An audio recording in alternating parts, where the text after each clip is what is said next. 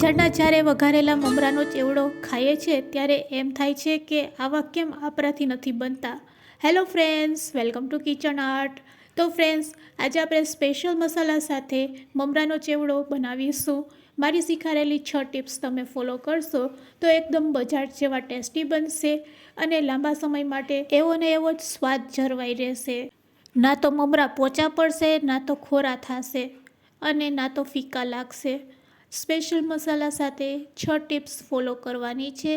Recipe સારી લાગે તો લાઈક અને શેર કરજો. મારી ચેનલ ઉપર નવા હોય અને મારી ચેનલને હજુ સબસ્ક્રાઈબ ન કરેલ હોય તો સબસ્ક્રાઈબ કરી બાજુનું બેલ બટન દબાવવાનું ભૂલશો નહીં, જેથી કરીને તમને મારા નવા વિડીયોનું નોટિફિકેશન મળતું રહે. મમરાનો ચેવડો બનાવવા માટે મમરામાં અમુક વસ્તુ આપણે તળીને નાખતા હોય છે, તો અહીંયા મેં જે બાળકોને ભાવે તેવી વસ્તુ લીધેલી છે. સાથે પાપડ પણ આપણે એડ કરવાના છે. તો આ બધી વસ્તુને પહેલાં આપણે તળી લઈશું. તો સૌથી પહેલાં આપણે બીને તળીશું. તો મેં અડધી વાટકી જેટલા બી લીધેલા છે.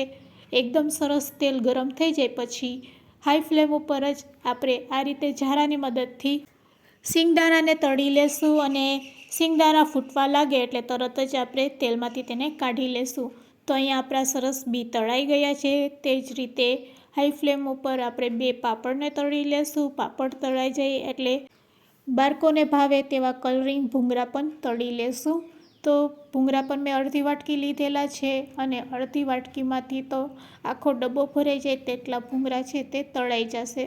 તો આ રીતે આપણે ભૂંગળા તળી લેશું અને ભૂંગળાની સાથે અહીંયા આપણે મકાઈના પૌવા છે તે પણ તળી લેશું. તો બધી વસ્તુને આપણે પહેલાં તળી લેવાની છે. તો અહીંયા ભૂંગળા તળાઈ ગયા છે. બસ તે જ રીતે અહીંયા આપણે મકાઈને પણ 2 વખત આ રીતે ડીપ ફ્રાય કરીને તળી લેશું. તો અહીંયા મકાઈ પણ સરસ તળાઈ ગઈ છે. તો મકાઈના પૌવા જ્યારે તળાઈ જાય તેને પણ આપણે મોટા ઝારામાં આ રીતે કાઢી લેશું, જેથી કરીને તેમાં રહેલું બધું તેલ આપણે નિતારી શકીએ. તો આ રીતે બધી વસ્તુ તળાઈ ગઈ છે. હવે આપણે મમરામાં નાખવાનો સ્પેશિયલ મસાલો બનાવીશું. તેના માટે આપણે મિક્સર જાર લેવાનું છે.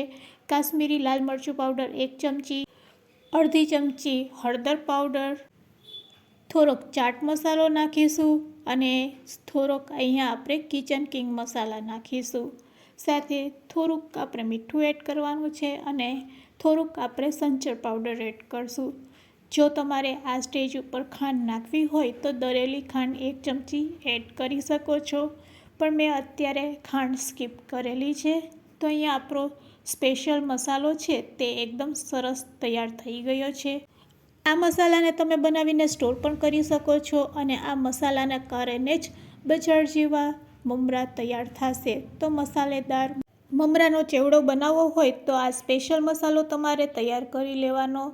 તો હવે આપણે જે તળેલી વસ્તુ છે તેના ઉપર આપણે પહેલાં મસાલો સ્પ્રેડ કરી અને મિક્સ કરી દઈશું, એટલે મસાલો સરસ તળેલી વસ્તુ ઉપર લાગી જાય. તે જ રીતે પાપડ ઉપર પણ મસાલાને સ્પ્રેડ કરી પાપડના આપણે ટુકડા કરી લેશું. પાપડના ટુકડા થઈ જાય એટલે તળેલી સિંગદાણામાં પણ આપણે આ જ મસાલો એડ કરવાનો છે. તો એકદમ સરસ ચટપટો સ્વાદ આવશે જ્યારે તમે આ મસાલો તૈયાર કરીને મમરા વઘારશો. તો ચાલો હવે મમરા આપણે વઘારવાના છે. તેના માટે 1 કોથળી જેટલા મેં મમરા લીધેલા છે અને મમરાને આપણે 1 વખત પહેલાં ચારી લેશું. ચારી અને સરસ મમરાને સાફ કરી લેવાના છે. મમરા આપણા પોચા ન પડે તેના માટે તમારે આ મમરાને કાં તો 1 વખત શેકી લેવાના, કાં તો તમારે તડકે તપાવી લેવાના. પછી આ મમરાને આપણે વઘારવાના છે. તો હવે સ્વાદ મુજબ તેમાં મીઠું નાખી દેશું, અડધી ચમચી હળદર પાવડર અને સાથે લાલ મરચું પાવડર પણ આપણે અડધી ચમચી એડ કરશું. હવે આપણે ગેસ તરફ જાશું. જે તેલમાં આપણે બધી વસ્તુ તળેલી છે તે જ તેલનો અહીંયા આપણે ઉપયોગ કરવાનો છે. તેલ ગરમ થાય એટલે સૂકા લીમડાના પાન પહેલાં એડ કરવાના છે. તેનાથી એક સરસ ફ્લેવર આવે છે. પછી 1 ચમચી જેટલી હળદર એડ કરવાની છે.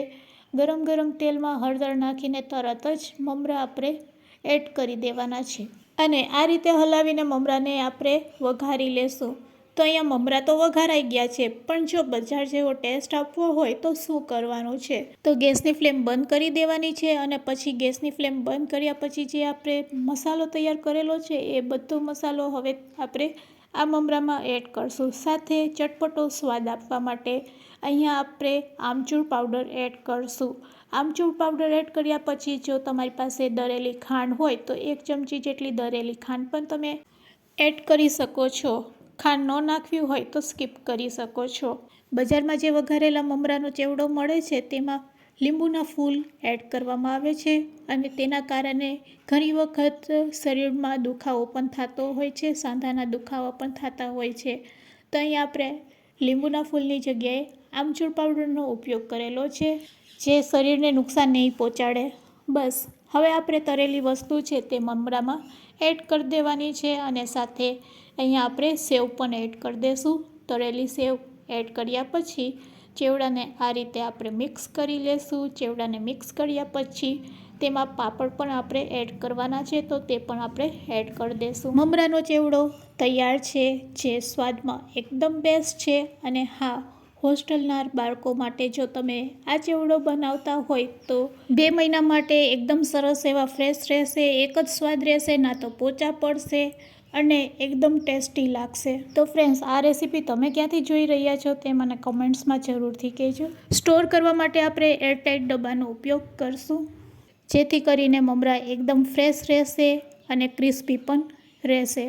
ચાલો ટેસ્ટ કરીને જોઈએ. વાવ ફ્રેન્ડ્સ, ખરેખર ખૂબ જ સરસ બન્યા છે. આજની શીખારેલી ટિપ્સ કેવી લાગી તે કોમેન્ટ્સમાં જરૂરથી કહેજો. વિડીયો એન્ડ સુધી જોયો હોય તો એક લાઇક જરૂરથી આપજો. અને હા, તમારા ફ્રેન્ડ્સ, મિત્રો અને ગ્રુપમાં શેર કરવાનું ભૂલશો નહીં. ચેનલ ઉપર નવા હોય તો ચેનલને સબસ્ક્રાઈબ જરૂરથી કરી લેજો. Thanks for watching. ફરી મળીશું એક નવી રેસીપી સાથે.